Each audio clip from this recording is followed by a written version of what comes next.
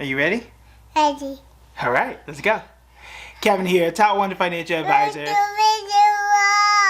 and best-selling author.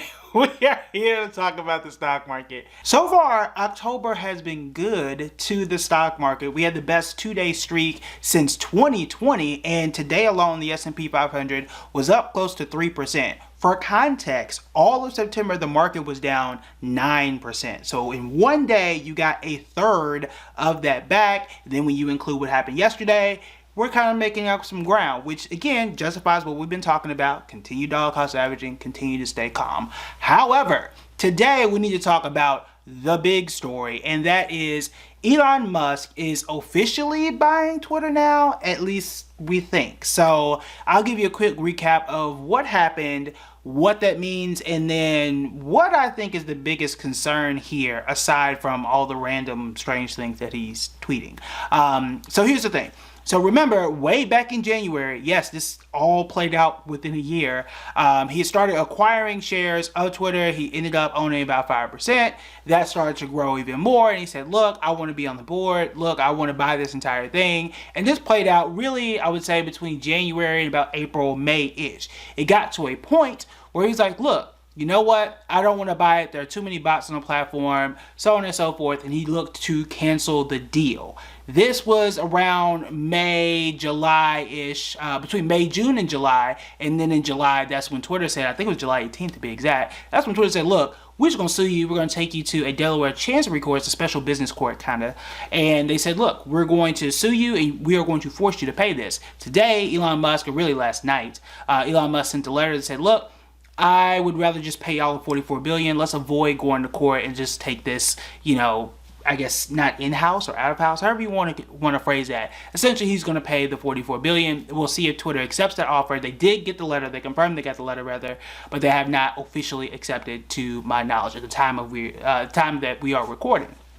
So, for what we know right now, Elon Musk is allegedly going to buy Twitter for the $44 billion. I think that was $54.20 right now, or as of this recording rather. The stock is around $51. It popped more than 20%, and the stock was up so fast, so quick, that it was actually halted in trading at one point in the day. That shows you how excited investors apparently were about this move. However, there are still some significant questions about when and if he buys this, and then what happens to Twitter after that.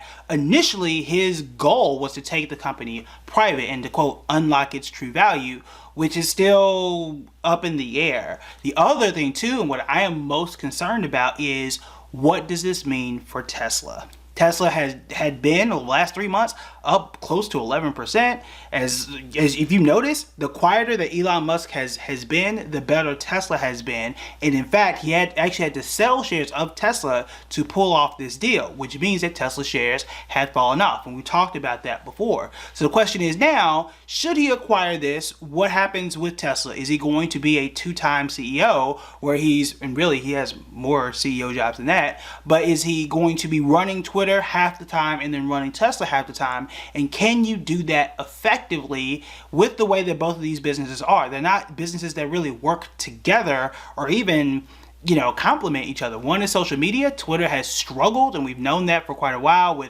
making money consistently, remaining relevant, and being a platform that people just grow to.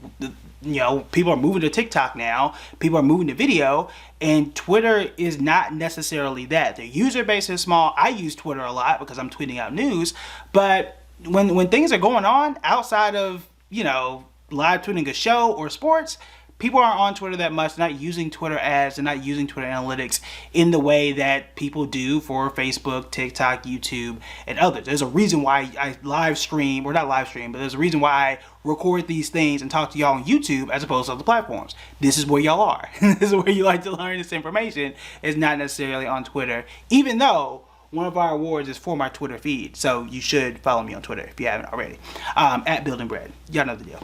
Aside from all of that, though, I am concerned because Jack Dorsey, who ran Twitter and Block, was not good at doing both. Both stocks were down after a while, and he said, look, I'm just going to go over here in one block, which was formerly Square, and we'll see what happens with Square as he's continuing to grow in his CEO journey.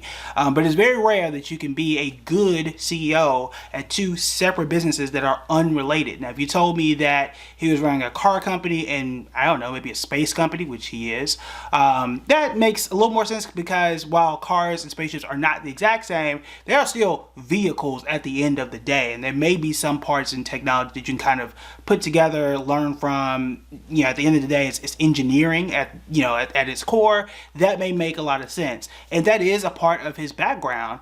Social media isn't, even though he has like 80 million followers or whatever it is on Twitter. So that is my biggest concern. How is this going to impact Tesla? Remember, Tesla is in the S&P 500. That was recent, within the last 2 years. Tesla, while it's not on the greatest pace in the world with creating cars, they are growing. It's becoming a household name, and I think it already is. And you see more Teslas on the road now. They are still the leader in electric vehicles. However, I am not sure, and I've said this before to y'all as well, I'm not sure how long that's going to last. I don't think Tesla is the next MySpace. Remember, MySpace was the first one out there. It essentially became what we know as social media until Facebook took over. So if I know that Ford is coming out here, I think they saw a 17% increase in sales. I've got GM, I've got Toyota, I've got the Chinese automakers, I've got Mercedes and all these other legacy brands that know how to create cars, that have greater manufacturing capabilities. All they have to do is just turn the electric button on. How are they going to compete? I did a story on a podcast last week where Porsche is doing an IPO, and they are looking to do an electric vehicle too, which is closer to a direct competitor to a luxury brand, or wants to be an electric brand like Tesla. We will see. But my concern is, if I'm a shareholder of Tesla, which I am, how are you going to keep Tesla in the forefront? How are you going to keep Tesla as the number one competitor in electric vehicles when all of these other brands are starting to catch up? What if, and I know, I'm sorry I keep bringing this company up, but it's relevant, but what if Tesla becomes like a Netflix, where it starts to struggle with new competition? Disney has always been out there. And now they start to encroach on Netflix's brand, or not brand, but in their territory. Things have gotten more difficult for Netflix, and they've had to adjust. Well, if you have to make those adjustments, and it may not be this year, it could be next 5, 6, 7, 8 years, how do you do this, and how do you get your company in front and continue to make those changes if you're only there part-time? That would be my concern. Because if you're over here running Twitter, and you're running SpaceX, and you're running Tesla, and all these other competitors are coming for your market share, how do you adjust to that? And how are your investors being benefited? And how are you taking care of those investors?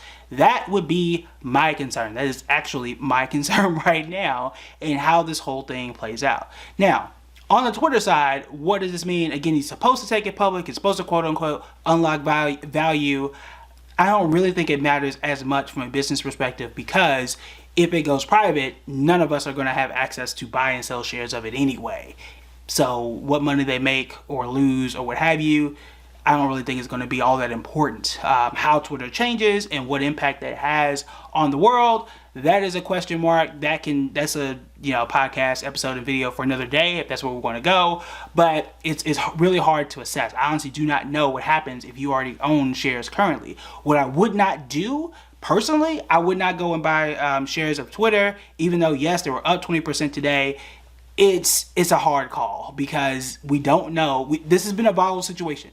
Right? It has. All year it's been a volatile situation where he's in a deal, out of the deal, going to buy it, not going to buy it, going to court, not going to court. This is a volatile situation. I don't feel like playing with my money, and I feel like playing with Twitter right now is a part of doing that. So do be very careful. The market as a whole has been super interesting over the last, let's say, 4 or 5 days. We had the worst day we had in 2 years. Then we have the best days that we've had in 2 years. And this is something where we talked about where we're having that volatility, and it is relatively unpredictable. Actually, not relatively, it is actually unpredictable when we start to have a lot of these changes day to day.